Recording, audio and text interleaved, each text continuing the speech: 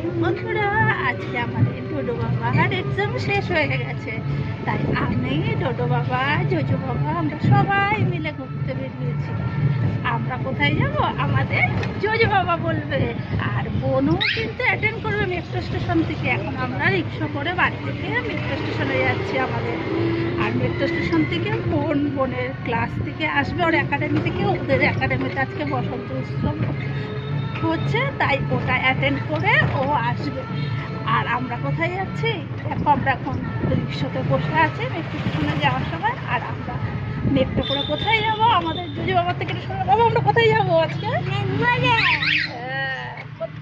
বলে। আর ডোডো বাবা কি বলবো বলো? আমার এক্সাম শেষ হয়ে গেছে, আমার খুব আনন্দ লাগছে। ওর এক্সাম শেষ হয়ে গেছে, খুব আনন্দ হচ্ছে। হ্যাঁ, আমার অনেক দিন ছুটি। ঠিক আছে, চলো মেট্রো স্টেশনে গিয়ে নেমে, রিক্সা থেকে নেমে মেট্রো স্টেশনে গিয়ে আবার আমি তোমাদের সঙ্গে কথা বলছি। আর চলো, ওরা দেখো কি কি গল্প করছে দু ভাই, শোনো। কি একদিন এখানে একটা হাঁটতো ভূত হাঁটতো। বাবারে, তোকে খেয়ে দিয়েছে নাকি? তোর বন্ধু? হ্যাঁ, আমার বন্ধু কোথা দিয়ে আছে? মাথায় পাড়া যাও, মাথায় পাড়া ওদের লেগে যেত। তোকে খোক করে তখন খেয়ে দিত। না, আমি তো আমার সাইকেলটা নিয়ে তোকেও নিয়ে আসতাম, সব মিলে পালাতাম। তখন ওই ভূতটা আর এখানে এই জায়গায় এতে দাঁড়ালো। তারপরে আমি আরো জোরে পালালাম।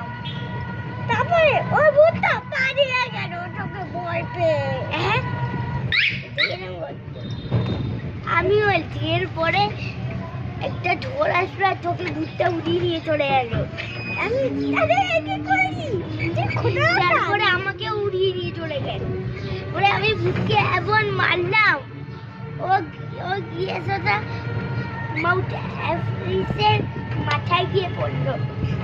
আমি কাউকে ভয় পাই না। কাউকে ভয় পাই না? দাঁড়াও, আজকে পাপ্পু আসুক, আমি তাহলে বলবো।